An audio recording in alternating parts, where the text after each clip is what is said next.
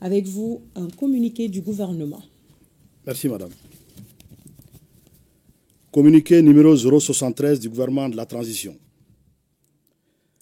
Le gouvernement de la transition a le regret d'informer l'opinion que, dans la nuit du 31 mars au 1er avril 2025, un drone des forces armées et de sécurité de la République du Mali, immatriculé TZ98D, s'est écrasé sur le territoire national à Tenzawatène, cercle d'Abébara, région de Kidal. L'épave a été localisée précisément dans une zone dont les coordonnées géographiques sont les suivantes. 19 degrés, 52 minutes, 4,738 secondes nord, 2 degrés, 53 minutes, 38,101 secondes est, à 9,5 km au sud de la frontière Mali-Algérie.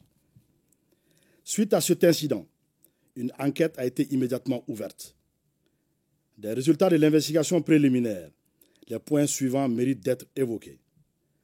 La liaison a été perdue avec l'appareil dans une position située sur le territoire malien et dont les coordonnées géographiques sont les suivantes. 19 degrés, 51 minutes, 50,526 secondes nord, 2 degrés, 53 minutes, 36,099 secondes est, soit 10,2 km au sud de la frontière Mali-Algérie. La distance entre le point de rupture de liaison avec l'appareil et le lieu de localisation de l'épave est de 441 mètres. Ces deux points sont tous situés sur le territoire national. Les dernières informations transmises par le drone étaient relatives à une rencontre de terroristes de haut profil qui planifiaient des actions. L'aéronef est tombé à la verticale, ce qui, probablement, ne peut s'expliquer que par une action hostile causée par des tirs de missiles sol-air ou air-air. Quelques heures après l'incident, le gouvernement de la transition a pris connaissance par voie de presse d'un communiqué du ministère de la Défense algérienne revendiquant la destruction d'un drone qui aurait survolé l'espace aérien de l'Algérie sur 2 km. Afin d'approfondir les enquêtes, les autorités maliennes ont demandé aux autorités algériennes de leur fournir des éléments probants étayant la violation de leur espace par un drone de reconnaissance malien. Depuis 72 heures, aucune suite satisfaisante n'a été réservée à la demande malienne. Le gouvernement de la transition conclut avec certitude absolue que le drone des forces armées de sécurité maliennes a été détruit suite à une action hostile préméditée du régime algérien.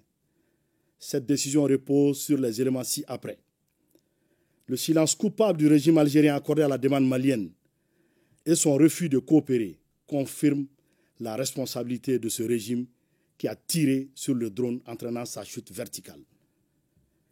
Les données précises de la trajectoire de l'appareil enregistrées dans le système prouvent sans ambiguïté que l'appareil n'a jamais quitté l'espace aérien de la République du Mali.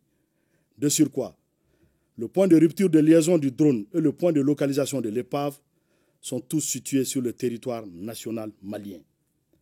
L'absurdité de l'argument de la violation de l'espace aérien algérien sur 2 km, autrement dit, comment l'épave du drone se serait retrouvée au Mali et à 9,5 km de la ligne frontalière si l'appareil avait réellement violé l'espace algérien sur 2 km. Face à la gravité de cet acte d'agression inédit dans l'histoire des relations entre le Mali et l'Algérie, le gouvernement de la transition condamne avec la dernière rigueur cette action hostile, inamicale, condescendante des autorités algériennes, dont le chef de l'État affirmait récemment à Mondovision que, je le cite, 90% des solutions maliennes se trouvent en Algérie. En outre, cet agissement prouve, si besoin en était, que le régime algérien parraine le terrorisme international. En effet, la destruction du drone a clairement pour effet, sinon pour but, d'entraver la neutralisation de groupes armés ayant revendiqué des actes terroristes. Le gouvernement de la transition, en cette triste circonstance, tout en rappelant la teneur de son communiqué numéro 64 du 25 janvier 2024 et celle de l'allocution du Mali lors de la 79e session de l'Assemblée générale des Nations unies, condamne l'attitude du régime algérien qui, en plus de servir de base arrière aux groupes terroristes, s'engage aujourd'hui dans la lutte armée pour perpétrer des agressions contre un État voisin en vue de protéger ses suppôts terroristes. En conséquence, en réponse à cette énième provocation du régime algérien, le gouvernement de la transition décide de 1. Convoquer l'ambassadeur algérien pour protester contre l'hostilité du régime algérien. 2. Se retirer avec effet immédiat du comité d'état-major conjoint CEMOC. 3. Porter plainte devant des instances internationales contre le régime algérien pour acte d'agression. Aussi, le gouvernement de la transition fait remarquer que cette agression flagrante du régime algérien contre le Mali est en contradiction avec la participation effective de la République du Mali à la guerre pour l'indépendance de l'Algérie pour soutenir le Front de Libération Nationale, FLN. Enfin, il demande au régime algérien, exportateur de terrorisme, de cesser d'être une menace à la paix et à la sécurité régionale, puis d'adopter un comportement responsable visant à promouvoir la paix et le développement. Le gouvernement de la transition réitère à la population malienne que rien n'entamera la détermination des forces de défense et de sécurité maliennes sous le leadership de son Excellence le général d'armée Assimi Goïta, président de la transition chef de l'État, à poursuivre et à atteindre le noble objectif d'éradiquer le terrorisme sous toutes ses formes.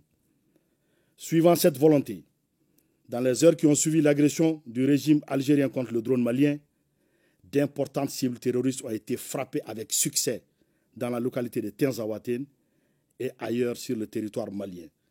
Ces opérations vont continuer et pourront s'intensifier selon l'évolution de la situation. Que Dieu bénisse le Mali, préserve les Maliens. Fait à Bamako le 6 avril 2025. Je vous remercie. Merci bien, monsieur.